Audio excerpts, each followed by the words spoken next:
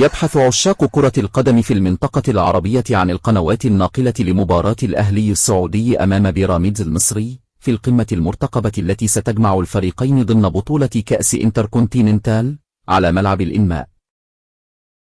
قدم الأهلي مستوى خرافي أمام الهلال في المباراة الماضية بالدوري، والتي انتهت ب3 أهداف لمثلهم بعد ريمونتادا تاريخية، ليحتل الفريق المركز الثامن من جدول الترتيب برصيد 5 نقاط. حصل فريق الأهلي على لقب دوري أبطال آسيا 2025، وهذا ما يجعله ينافس نادي بيراميدز المصري في بطولة انتركونتيننتال، وجدير بالذكر أن الفائز من مباراة غدا سيحصل على لقب كأس القارات الثلاثة.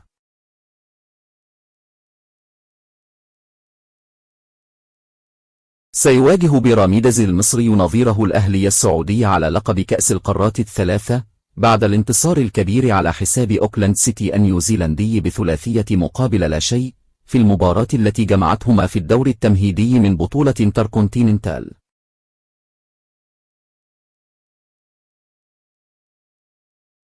موعد مباراة الأهلي وبيراميدز القادمة.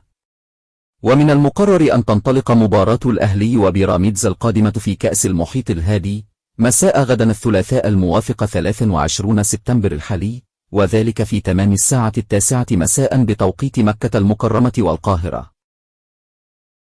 القنوات الناقلة لمباراة الأهلي وبيراميدز في كأس القارات. لم تعلن أي قناة فضائية تلفزيونية عن نقل مباراة الأهلي وبيراميدز المرتقبة في كأس انتركونتيننتال، ولكنها ستذاع على المنصات الرسمية فقط. ستذاع المباراة على منصة شاهد بجودة عالية بتعليق أحمد النفيسة.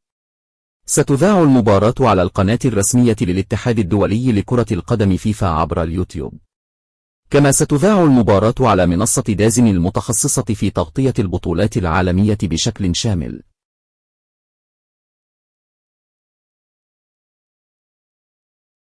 لا تنسى الاشتراك في القناة وتفعيل زر الجرس ليصلك كل جديد.